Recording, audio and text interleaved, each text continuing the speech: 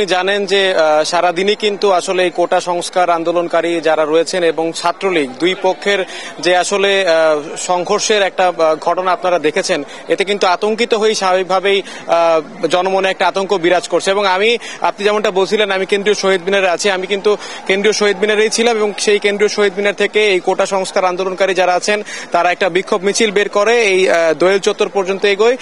তারা আবার সেই দোয়েল চত্বর থেকে এখন আবার কেন্দ্রীয় শহীদ মিনার অবস্থান নেয়।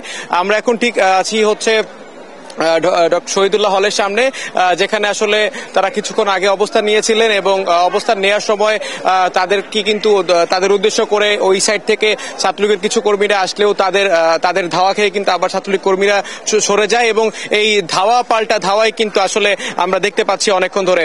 এবং একই সাথে সারাদিন ব্যাপী যা ছিল ওই কোটা সংস্কার আন্দোলনকারীরা দুপুর ৩টায় অবস্থান নেয় শহীদ মিনার প্রাঙ্গণে এবং অপরদিকে ছাত্রলীগের নেতা কর্মীরা কিন্তু তাদের বিক্ষোভ সমাবেশ করে রাজু ভাস্কর্য এলাকায়। তো সেদিক দিয়ে আসলে বলা যায় যে পুরো ঢাকা বিশ্ববিদ্যালয় এলাকায় একটা থমথমে পরিস্থিতি বিরাজ করছে এবং একই সাথে আশেপাশে যে স্বাভাবিকভাবেই যে যোগাযোগ ব্যবস্থা রয়েছে সেটা কিন্তু স্বাভাবিকভাবেই আসলে বিচ্ছিন্ন হয়ে গেছে।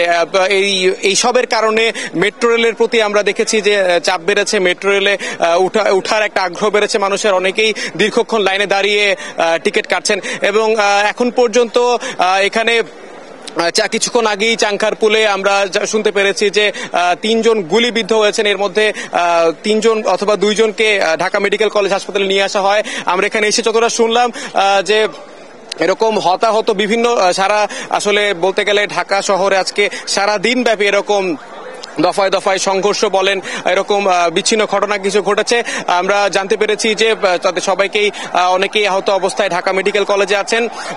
এই কোটা সংস্কার আন্দোলনের যিনি সমন্বয়ক আছেন নাহিদ ইসলাম, তিনি কিন্তু আসলে বারবার এই ছাত্রলীগের উদ্দেশ্যে কিন্তু এরকম বলছিল যে তাদেরকে তারা টোকাই বলে আখ্যায়িত করছেন, যে ক্যাম্পাসে কোনো টোকাই রাখা যাবে না, তারা এরকম ভাবে ক্যাম্পাসে বিরাজ করবেন না, ক্যাম্পাস যতক্ষণ পর্যন্ত টোকাই মুক্ত না করা হবে ততক্ষণ পর্যন্ত তারা আসলে এই ক্যাম্পাস ছাড়বেন না। এবং সরকারের প্রতিও তারা নির্দেশনা দেন যে সরকারকে অবিলম্বে দায়িত্বশীল আচরণ করার আসলে তারা একটা কথা বলেন।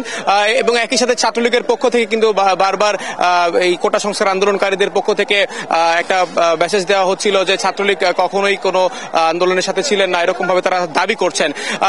এই ছিল আমার কাছে এখন পর্যন্ত কোটা সংস্কার আন্দোলন এবং ছাত্রলীগের যে বিক্ষোভ সমাবেশ আছে তার সবশেষে এখন তারা অবস্থান করছে কোটা সংস্কার আন্দোলনকারীরা শহীদ মিনার প্রাঙ্গণে। আমরা এখন সেখানেই যাচ্ছি, পরবর্তী সংবাদে আমরা বাকিটা জানিয়ে দেব।